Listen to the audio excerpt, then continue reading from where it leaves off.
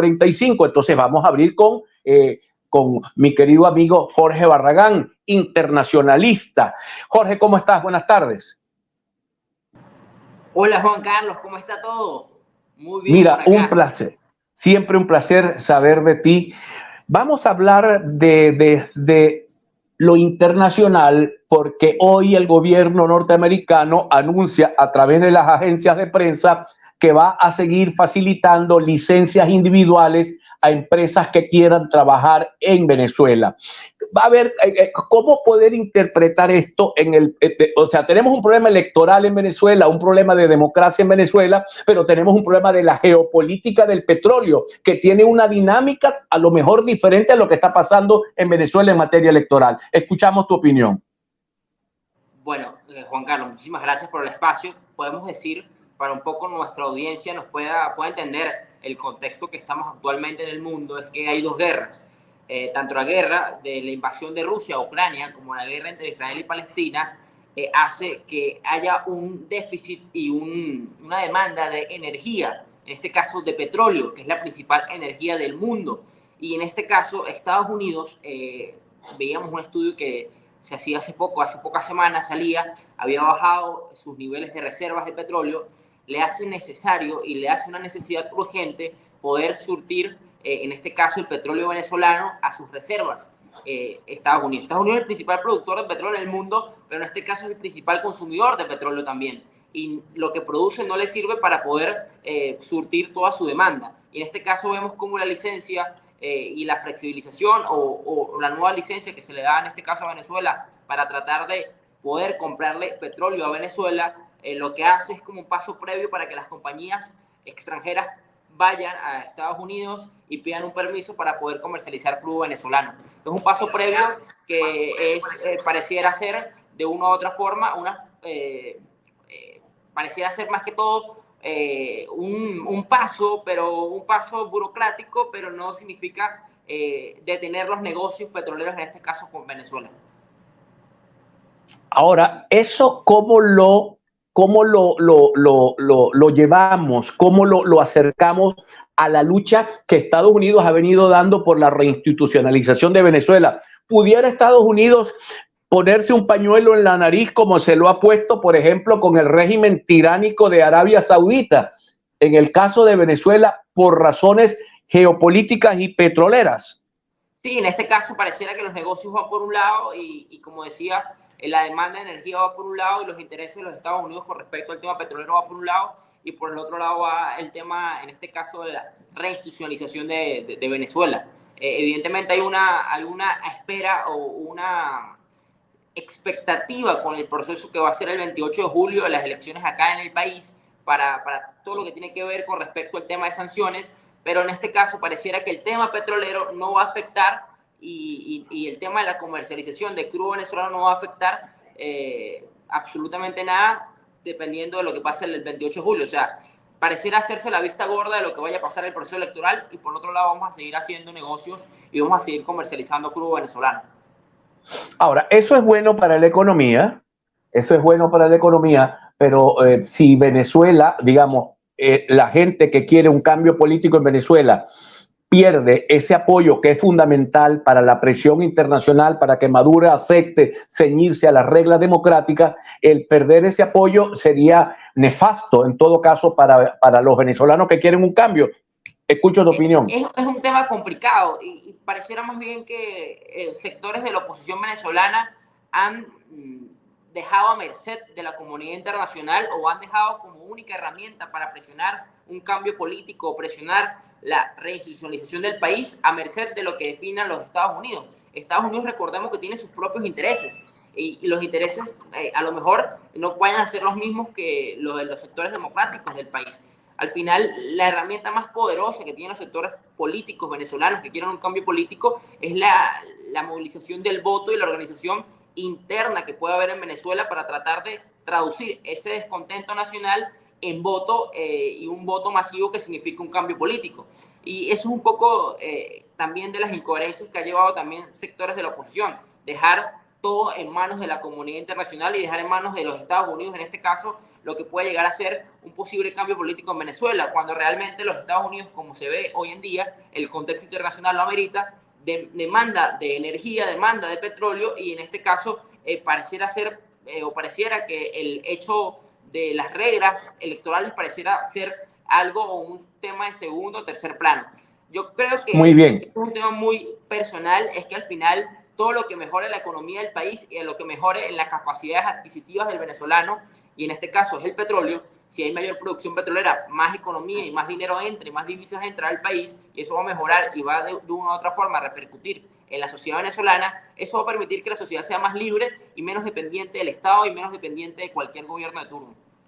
Bueno, Jorge, la periodista brasileña Patricia de Oliveira Souza Lelis reveló, dice ella, que María Corina Machado recibió 3.2 millones de dólares de un lobby estadounidense. Dice acá, este dinero tenía como objetivo entregar PDVSA a Chevron en caso de que Machado ganara las elecciones, así como también dañar la imagen de Maduro en las redes sociales. Bueno, esto lo dice ella y yo tengo que leerlo porque es una noticia, obviamente, pero también pudiera decir que el presidente de la República en democracia en Venezuela no se manda solo.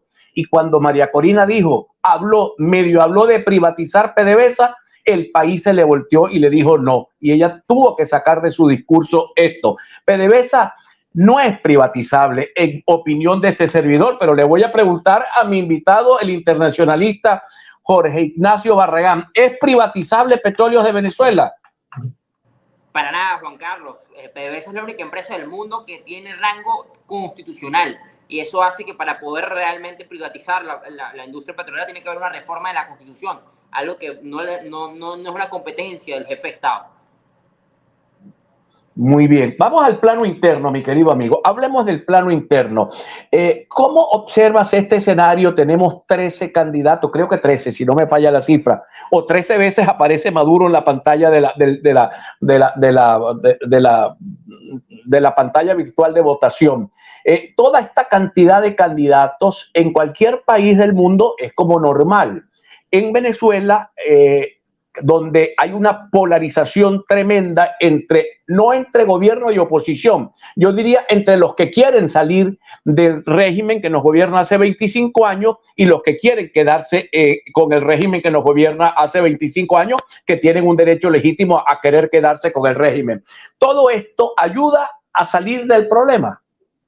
Bueno, yo creo que en Venezuela siempre ha existido candidaturas folclóricas, ¿no? Hemos visto en la historia electoral venezolana que siempre, me acuerdo de la candidatura de María Bolívar, ¿no?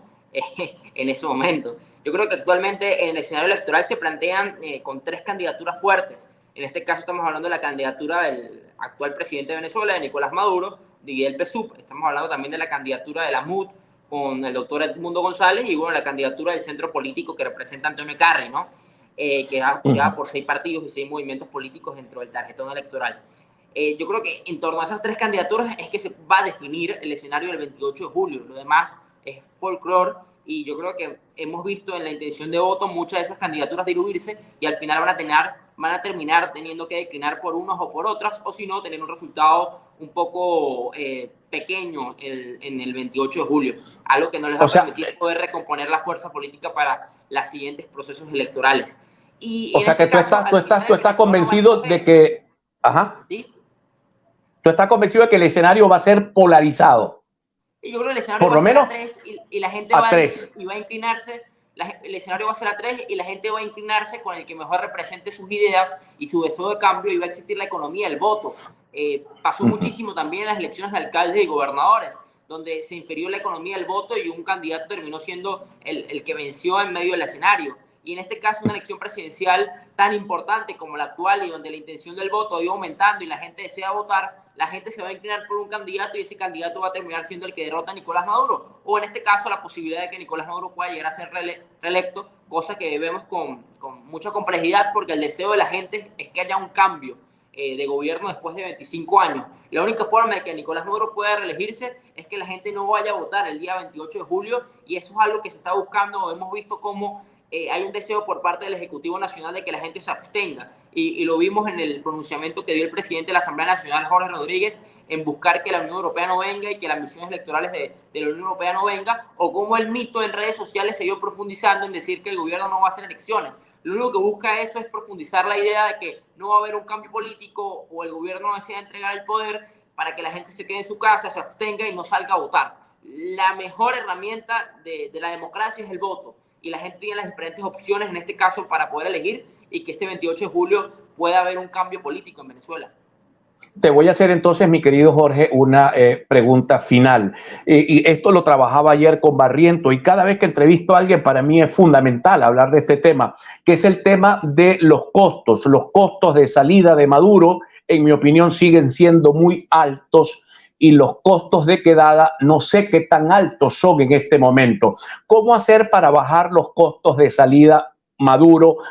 Experiencia Marcos Pérez Jiménez en Venezuela. Te escucho.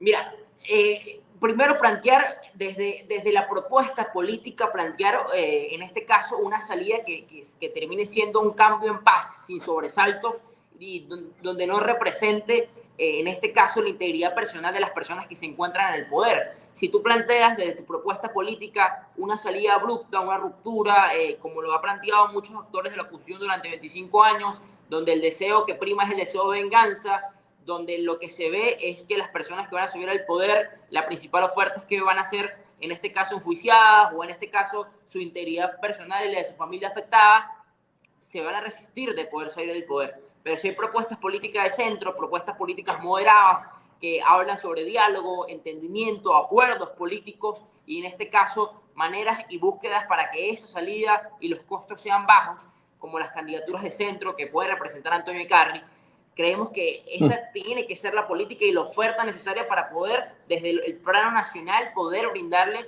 un cambio a Venezuela y una salida a las personas que actualmente se encuentran en el poder, que llevan 25 años en el poder. El diálogo, la convivencia y el reconocimiento político. Y en este caso, y es lo que se puede plantear desde el plano nacional. Evidentemente, después de un proceso electoral del 28 de julio, van a venir negociaciones que van a venir acompañadas en este caso de la comunidad internacional, para que las sanciones que pesan sobre las diferentes cabezas del alto gobierno puedan llegar a ser quitadas o bajadas, para poder exista alternancia política y pueda existir un proceso de negociación que permita la salida real del poder de las personas que se encuentran actualmente allí. Porque bueno, muy bien, Jorge. Tiene que ver con ese apoyo internacional, ¿no? Que es muy importante. Muy bien. Bueno, te agradezco de todo corazón que nos hayas acompañado el día de hoy, Jorge Barragán. Como ustedes pueden ver, es un joven, no sé qué edad tienes tú, Jorge. A ver, 26, cuéntanos. Juan Carlos. Tiene 26 años, tenía un año cuando llegó la revolución, ha vivido un solo gobierno en su vida y ahí está preparado y dando la lucha por un cambio en Venezuela. Mis felicitaciones y mi reconocimiento a ti y a la gente que como tú con esa juventud trabaja para que Venezuela no se hunda definitivamente, sino que el país reluzca. Gracias, Jorge.